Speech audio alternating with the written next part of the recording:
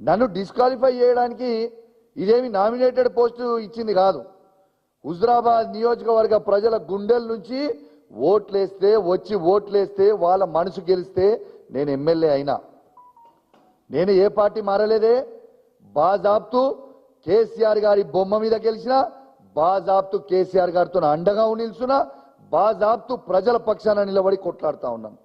ఇలా జగిత్యాల సంజయ్ లాగా broker gone లాగా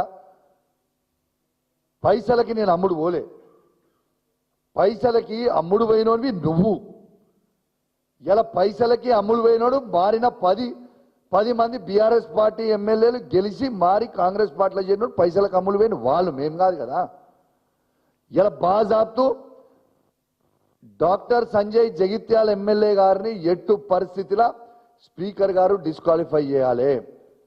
స్వయంగా అఫీషియల్ రివ్యూ మీటింగ్ లో మీ ముగ్గురు మంత్రుల సమక్షంలో ఉత్తమ్ కుమార్ రెడ్డి గారు, శ్రీధర్ బాబు గారు, పొన్నం ప్రభాకర్ గారు, ఇతర కాంగ్రెస్ పార్టీ శాసనసభ్యులు ఉండగా బీఆర్ఎస్ పార్టీ శాసనసభ్యులు మొత్తము ఉమ్మడి కరీంనగర్ జిల్లాలో ఉన్న అధికారులు, ఎలక్ట్రానిక్ మీడియా, ప్రింట్ మీడియా సాక్షిగా నేను కాంగ్రెస్ పార్టీలో ఉన్నా అని చెప్పినాక మీరు ఎందుకు డిస్క్వాలిఫై చెయ్యరు అని నేను అడుగుతా ఉన్నాను.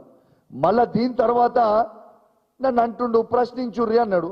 ఎస్, నేను ప్రశ్నించిన. నాకు ప్రశ్నించమని చెప్పిన ఆదర్శం ఎవరు? రేవంత్ రెడ్డి గారు కదా.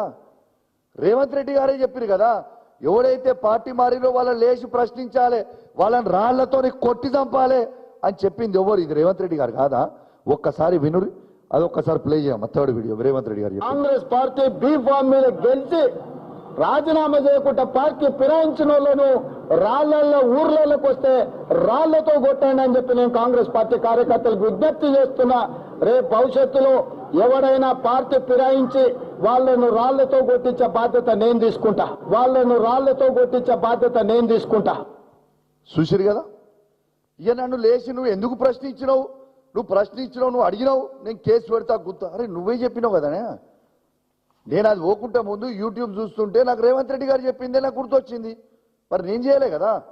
రేవంత్ రెడ్డి గారు చెప్తేనే మా బీఫామ్ మీద గెలిచిన ఎమ్మెల్యేని రాళ్లతో కొట్టమని చెప్తే ఇంకా నయ్యం నేను రాళ్లతో కొట్టలే, ఒకటి ప్రశ్నించిన. రేపు మా ఊర్లలో పోయినాక బరాబర్ రాళ్లతో కొడతాం మా బీఆర్ఎస్ పార్టీ కార్యకర్తలు. ఎందుకు కూకుంటాం భయ్?